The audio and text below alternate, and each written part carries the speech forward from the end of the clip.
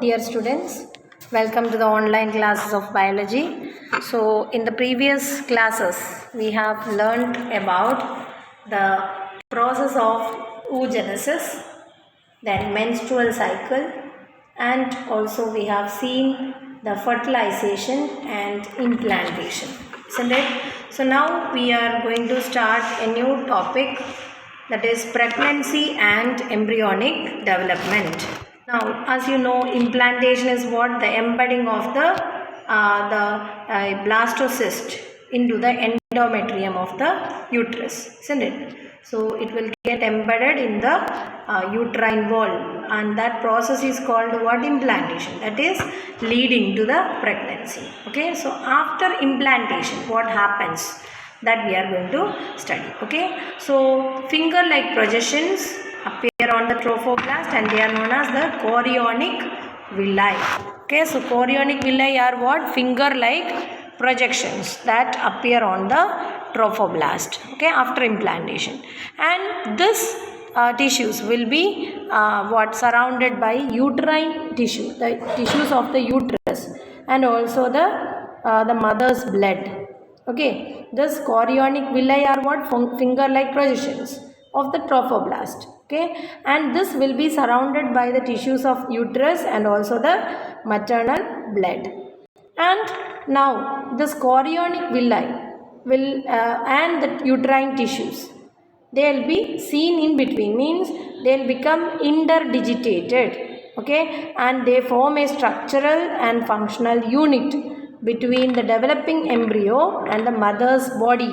That structure is known as placenta. So what is placenta? That is, placenta consists of what? The chorionic villi. What is chorionic villi? The finger-like projections of the trophoblast.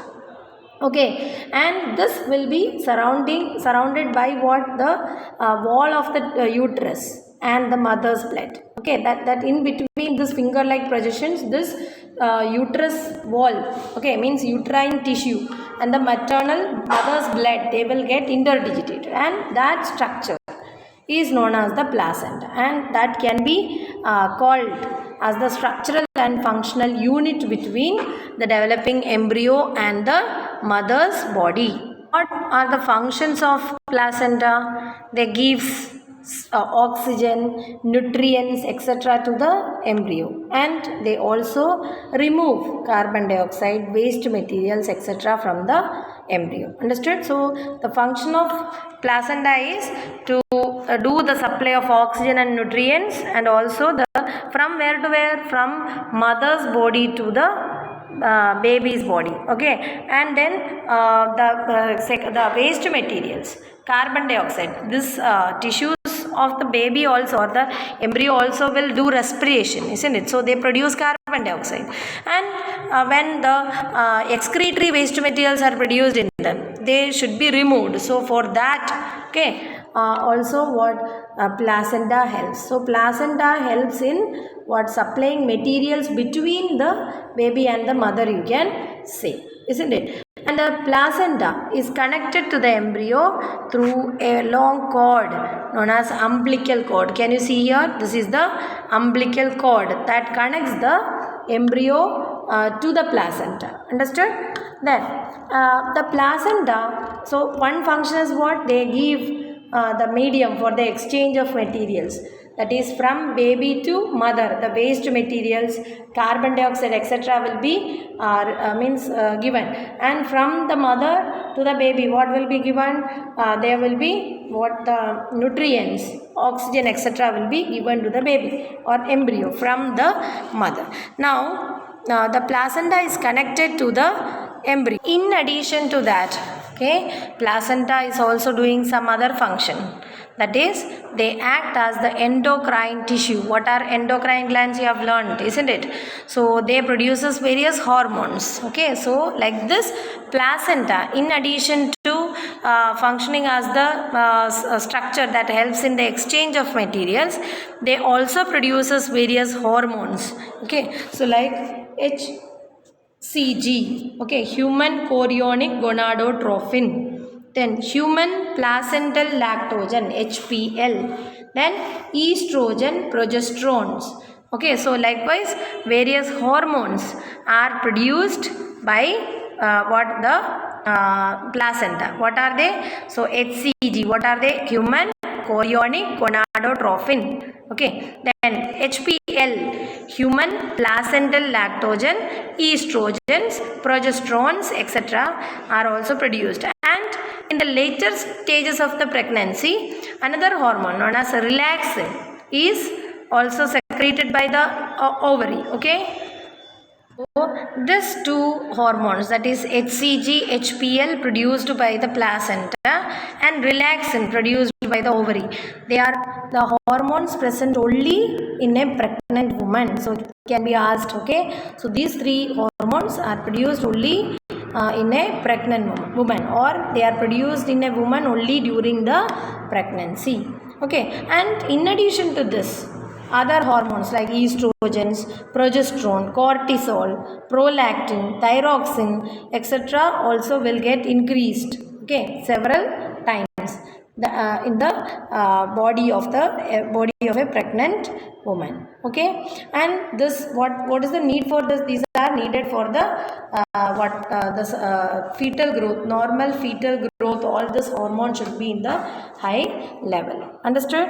And also in the metabolic changes, okay, that happens in the mother's body, and for the maintenance of the pregnancy, these hormones are needed. Means increased the amount of these hormones are needed in the body of a pregnant lady. Okay, so what are the hormones that are found only in the pregnant woman? HCG, HPL and relaxin. Relaxin is actually produced by the ovary. HCG and HPL, they are produced by the the placenta. Okay, so now you understood how placenta is acting as a the endocrine gland, in addition to give the structure for the exchange of materials between the mother and the baby. They also help in the production of various hormones. After the implantation, the inner cell mass, okay, I have already explained trophoblast helps in the embedding of the embryo or the blastocyst. Okay, and the inner cell mass is actually developing into the embryo. Okay, so inner cell mass, they goes to another stage, that is gastrula stage. Do you remember we have learned about 3 layers, germinal layers, okay, like ectoderm, mesoderm and endoderm. Understood? So when we were studying triploblastic and diploblastic animals, I have told you if there are 3 germinal layers, that kind of organisms are known as triploblastic. So like this, here also you can see the inner cell mass will get differentiated into 3 layers: ectoderm, then endoderm, and then in between them a new layer, that is mesoderm, also appears. Understood? And these 3 layers actually give rise to all the tissues or organs in the adults. Okay, and there are certain tissues or cells known as stem cells, okay, which is found in the inner mast cells.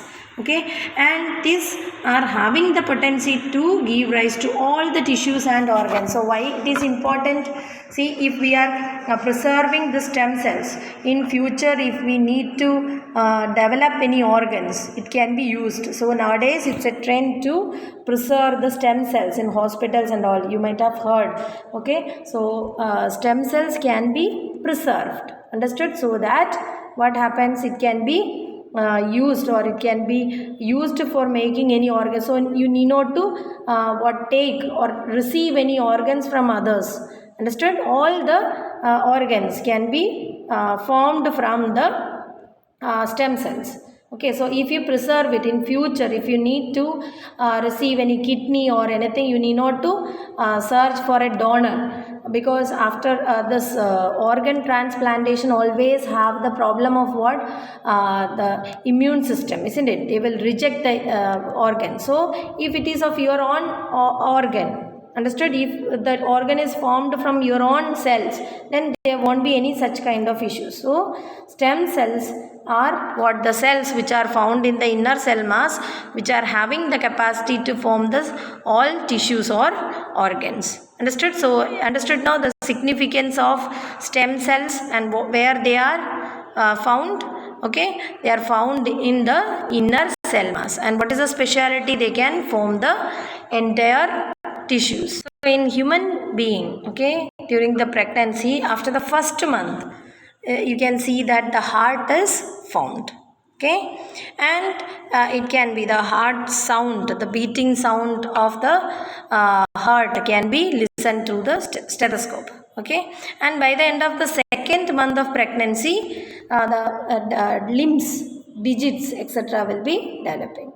And after the 12th week of pregnancy, that is after the first trimester, okay, organ systems are formed, like what, limbs, external genitalia, etc. will be developed, okay. The first movement of the fetus and the appearance of hair on the head are observed during the 5th month, okay. During the 5th month, the movement of the baby can be experienced.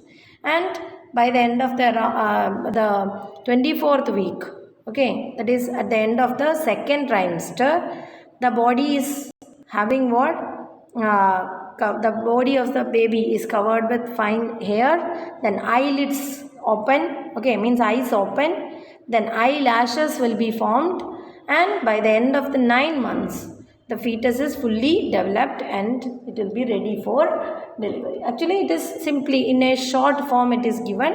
Each what stage is having distinguishing features.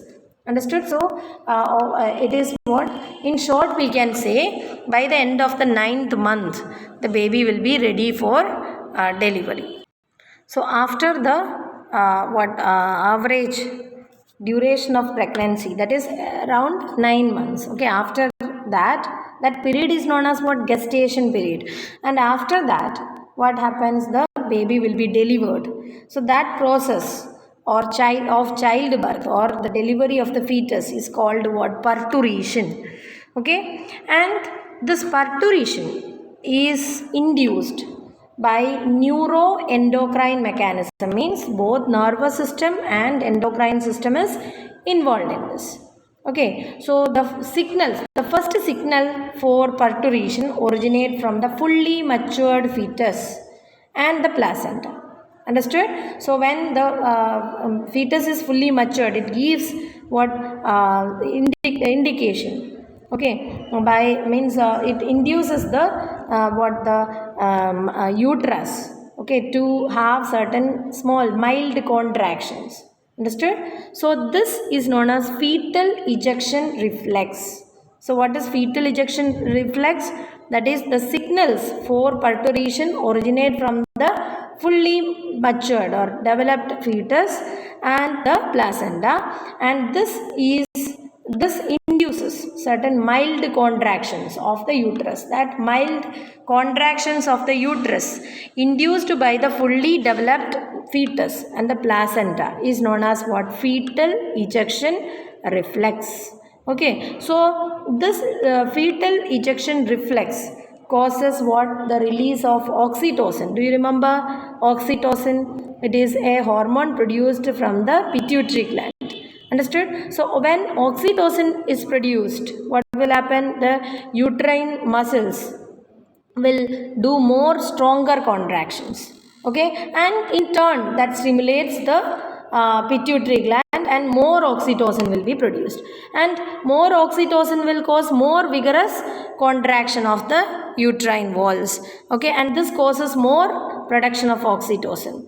Understood? So like this, what this fetal ejection reflex is causing what, more oxytocin to produce, okay, and more oxytocin will increase the strength of the uterine contraction, and when more stronger contraction happens, more amount of oxytocin will be produced, and this stronger contractions of the uterus causes what, the ejection of the fetus, and that is known as the parturition. So this is called what, parturition, the expulsion of the baby from the uterus of the mother is known as what, parturition. So at that time, what happens to the mammary glands? mammary glands undergoes differentiation, okay, and this results in the formation of milk. So this process of producing milk at the end of the pregnancy by the mammary gland is known as what? Lactation. So this helps the mammals to feed their, or human being to feed their babies. We are mammals, isn't it? So mammary glands produces milk, and this help in the nourishment of the baby. And the milk that is produced during the first days of lactation is known as the colostrum. What is it? Colostrum. And the speciality of colostrum is it contains various antibodies. Okay, antibodies means the prepared antibodies of by the body of the mother produces various antibodies. Okay, so this milk, which is known as the colostrum, contains what? Various antibodies, and these antibodies are very much essential for the newborn so that they get resistant to various diseases. So this is the reason breastfeeding during the first initial period of infant growth, okay, is very essential. Understood? So it contains what? Colostrum. What colostrum is? The milk produced during the initial days of what? Breastfeeding. Okay, and that contains what? Prepared antibodies. Mother's body prepares what? Various antibodies, and these antibodies are very essential because they contain the prepared antibodies which gives resistance to various diseases to the newborn. Understood? So this is the what about the parturition and lactation. Here is the end of this chapter. So I hope this much is very clear to you. We'll revise this chapter and we'll have a test soon. I'll inform that dates. So we'll end with this. We'll see in the next video. Thank you.